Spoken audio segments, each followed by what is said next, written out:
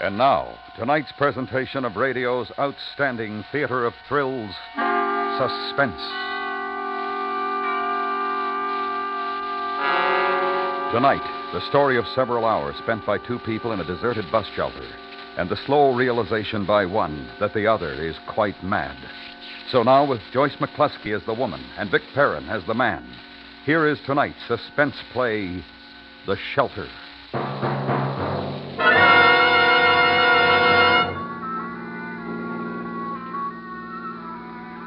This is where I turn off. Now, if I remember right, the bus stop is just around that next bend. That's right. There's a shelter there, isn't there? Yes. Yeah. Here we are, then. Sure you don't mind walking when it's this dark? Oh, it's quite all right. I'm grateful to you for having brought me this far. Oh, it was a pleasure. Well, good night and thank you. Just a minute. An important You never know what these things are going to be. It has just been reported by the authorities at the county mental hospital that one of their patients has escaped. Motorists are warned to be on the lookout for would-be hitchhikers and to report any to the highway patrol. How about that? This person may be dangerous.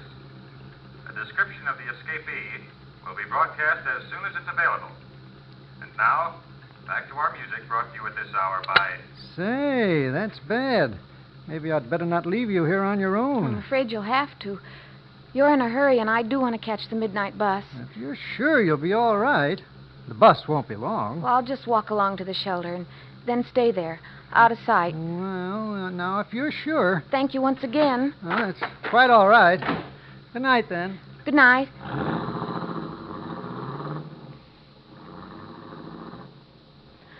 I watched his car turn off onto a side road and fade into the night. Then I walked ahead, towards the bus stop. It was farther to the shelter than I thought. A car passed me, slowed, and then stopped 100 yards or so ahead.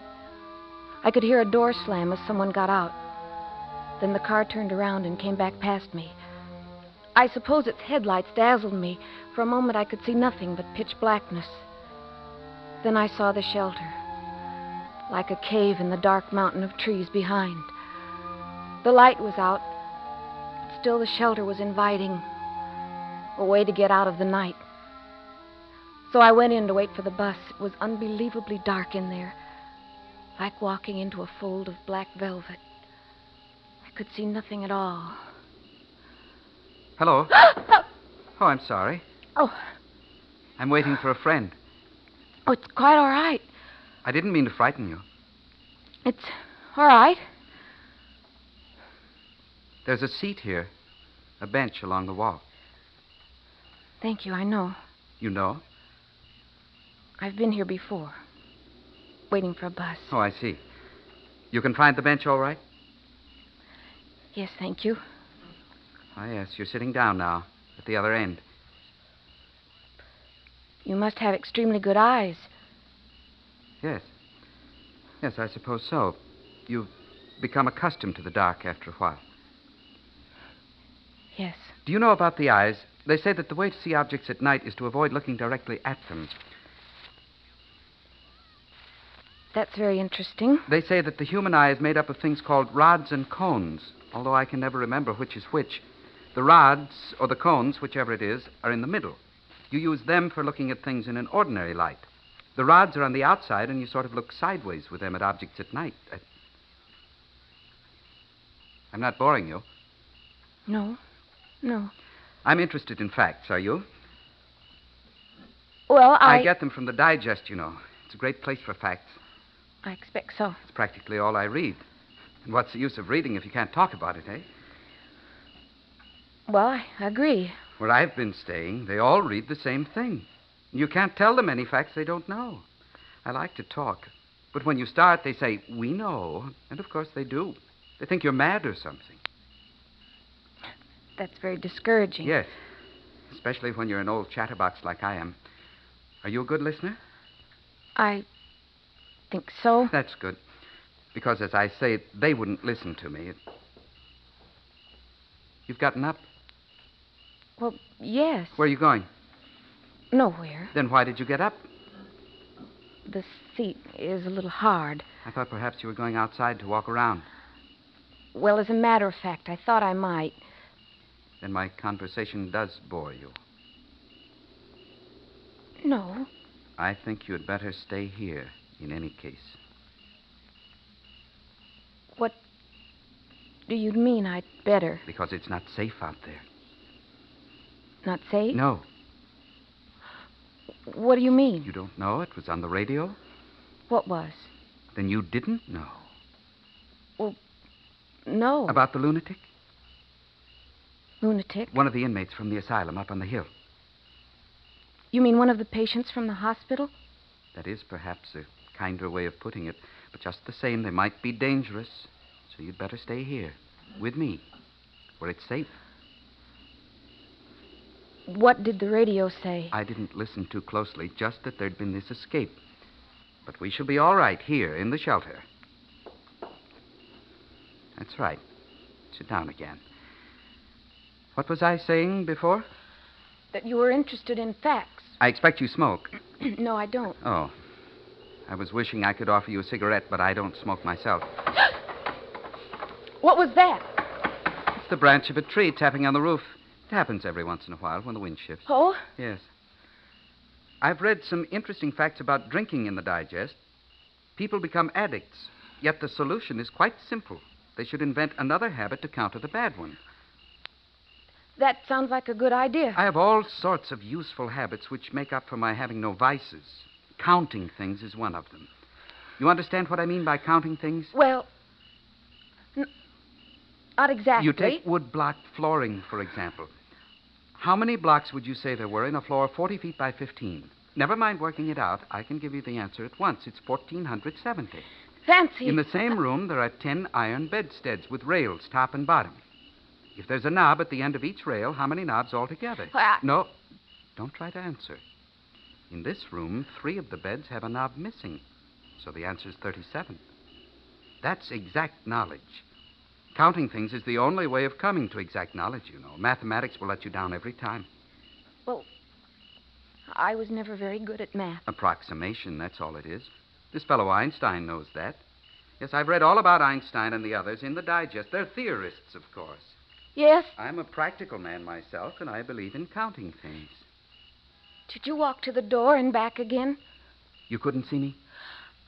I could hear your voice come and go, and I thought I saw your shadow at the door.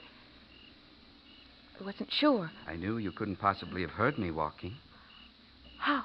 I took my shoes off. They squeak. Oh? Also, it isn't natural for human beings to wear shoes. Perhaps it isn't. When you wear shoes, you bang down on your heel too much all the time. This jars the brain. As a matter of fact, there's a lot to be said for not walking upright at all. Oh, there's that tree branch again. It squeezes your entrails all together. It's better to walk on all fours like animals do, so the internal organs hang freely inside the natural protective cage formed by the ribs. I read an article where it said that most of man's ailments... His voice went on in the darkness. And as it went on somehow, even uneasy as I was, I stopped listening to him. I could hear another voice out of the past. Years ago. It was a loud voice, and I could overhear it from outside the window. It was talking about me. But didn't you notice? She just walked out on me. What's the matter with that child? Surely she's not afraid of me. I don't know. Perhaps she is. But that's ridiculous, Martha. I was just talking. Now, what was there to be afraid of? Well, what were you talking about? I don't know. Nothing much. You know the way you talk to kids. Yes. Well, then, she got up and walked out. She looked scared. Well, perhaps she's abnormally timid. I've noticed it before. When the Parkinsons were here, she used to go missing for hours at a time. I just couldn't find her. Well, they were strangers to her, but she knows me, for heaven's sakes. I always thought I was her favorite uncle when she was a baby. You remember? She certainly wasn't afraid of me then. I sometimes think her father's death affected her. Oh?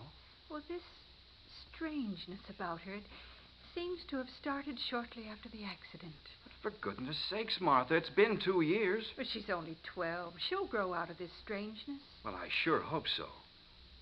Say, what are you whispering for? Was I? Well, yes, and you still are. Well, I'll tell you, Will. I get the feeling when she goes missing the way she does that she hangs around, listening to conversations. I have the feeling she's listening to us now.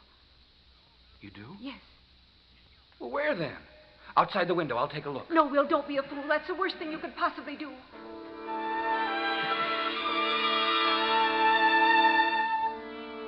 I got away, as always. Although Mother always seemed to know when I was around or near. Just as I always knew when she'd gone out, even though the house was so big you couldn't hear the closing of a distant door. And it's true what Uncle Will said. I was afraid. I was scared of his voice talking on and on. It was the same with all men's voices except my father. And of course he was dead. Then in the shelter, all these years later, I was listening to another voice talking on and on. Only this time it seemed I couldn't get away. Where would I run to? Out in the dark highway? And if I did get up and flee into the night, how did I know he wouldn't follow me, overtake me? Now, these are known facts. And sitting down is bad, too. One should recline in a tilted forward position. I try to do it whenever possible, though I have to admit I'm finding it very difficult on this hard wooden seat.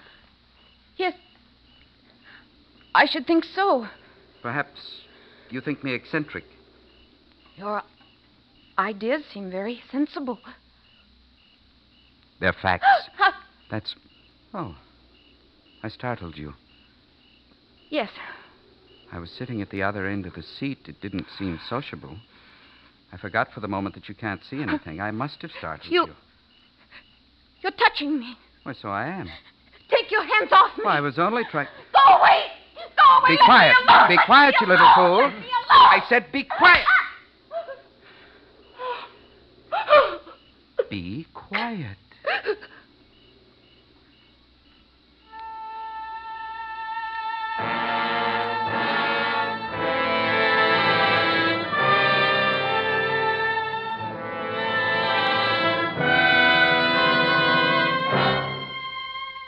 You are listening to The Shelter, tonight's presentation in radio's outstanding theater of thrills, Suspense.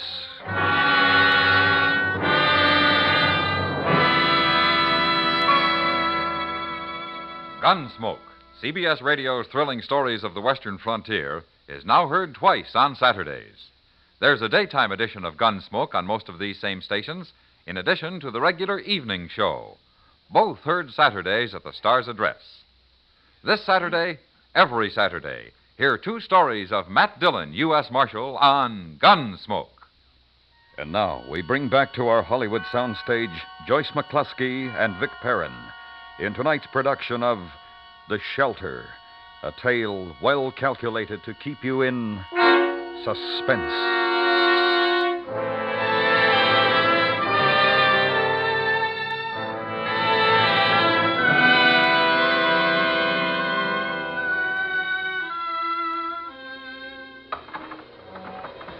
Then I heard the tree branch tapping on the roof.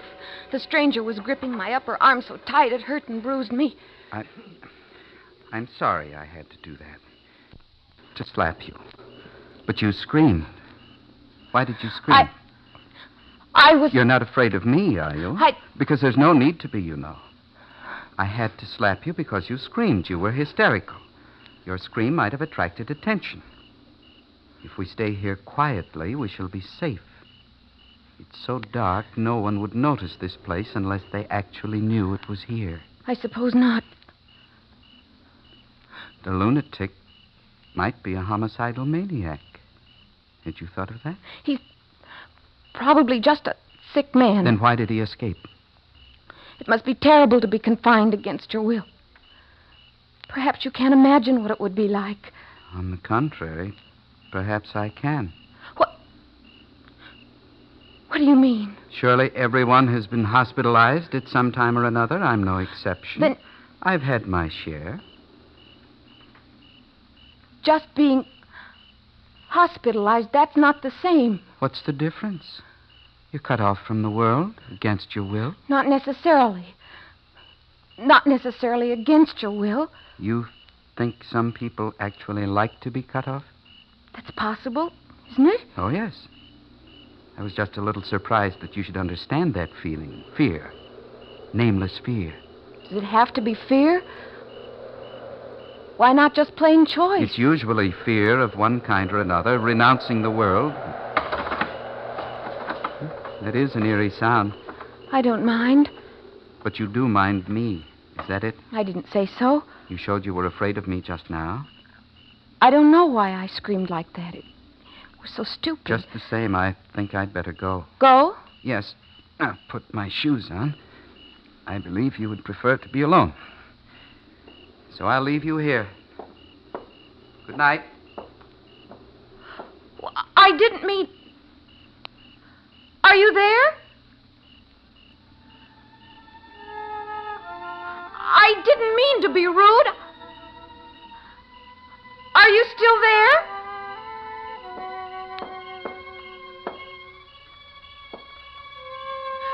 Where are you? Where are you? Come back. I don't want you to leave me alone.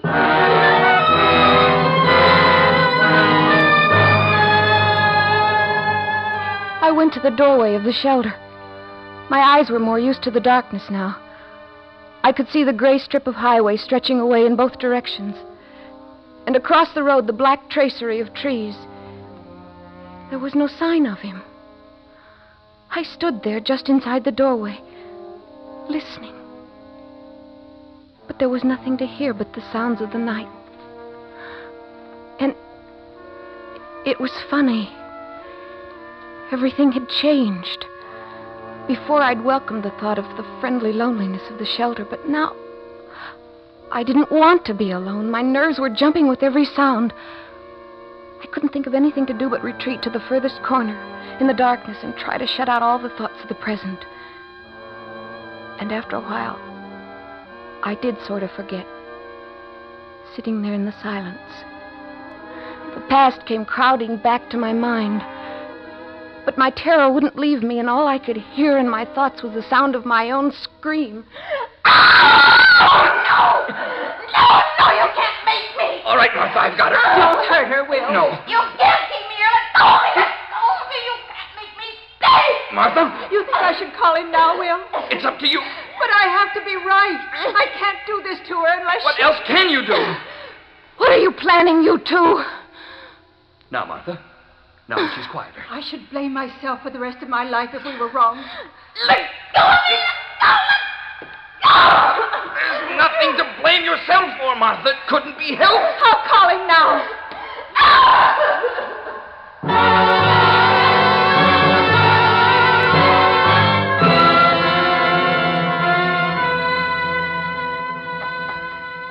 The sound of the trees rattling against the roof brought me back to the present.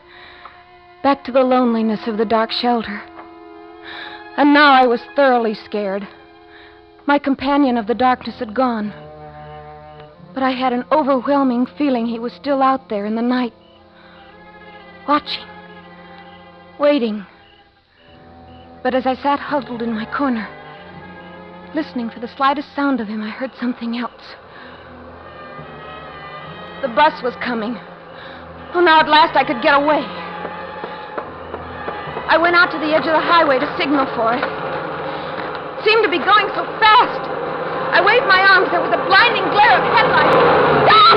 Stop! Please stop! Oh, please stop!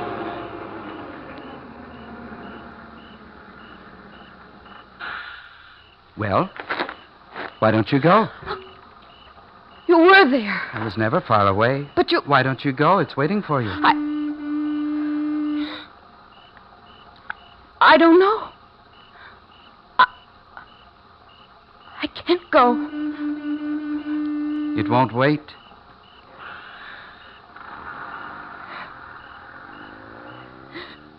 It's too late now. You would prefer to wait here with me, wouldn't you? Come inside. No. My friend will be here soon. Your friend? I told you I was waiting for him. Oh. Yes. He'll be giving me a lift into town. We can take you. I can't go. Perhaps you believe there is no such person as my friend? Why did he leave you here? He'll be back soon, and we can go into town. Or do you want to go back to where you came from? I think I'd better. Come back into the shelter. No. Come on. Don't touch me. Why are you suddenly afraid again? I don't know. Come inside and wait. That's the way. Oh! What was that? Tripped on something. Give it to me. It's a stick. A walking stick. Give it to me, please. A white walking stick. It's yours. Yes. Then you're blind. Yes, I'm blind. Blind? I don't understand. You said you read all those things in the digest. It's true. I read them in Braille. I'm afraid I frightened you. I only wanted to help. Oh, it's strange. For the first time I can remember, I was afraid of being alone. Scared of the dark. It's normal to be scared of the dark. I just didn't want to depress you by speaking of my own affliction. But now that you know about it, you realize that we both know what suffering is, what it is to be alone, what it is to be shut up away from the world, because we don't really belong there. You mustn't say that. Why should you think you don't belong? I don't think that. I did once, at first, during the months in the hospital, but not anymore. And you? I have to go back. I must confess to you, my friend went to the hospital. He should be here any minute. We guessed when my friend saw you walking on the highway. And you kept me here in the shelter while he went to get a doctor. That's right. I must go back. There. As soon as they come for me. But will you have to stay? Will you want to, put it that way? What? No. No, I don't think I will. Then the outside world, meeting people, this is not something to be afraid of? Not anymore. I'm glad. Listen. What? I hear my friend coming.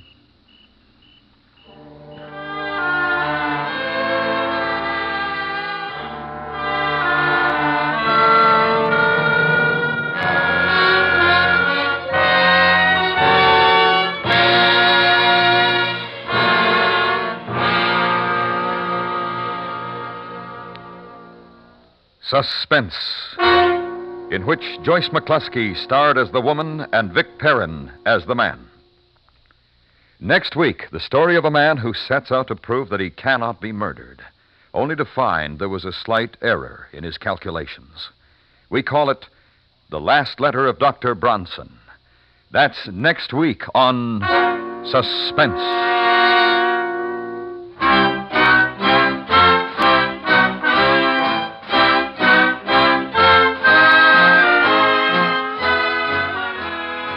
Suspense is produced and directed by Norman MacDonald, with music composed by Lucian Morowick and conducted by Lud Gluskin. The Shelter was specially written for Suspense by Don Yarrow. Featured in the cast were Helen Klebe, Herb Ellis, Dick Ryan, and Frank Gerstle. You enjoy City Hospital every Saturday in the daytime on the CBS Radio Network.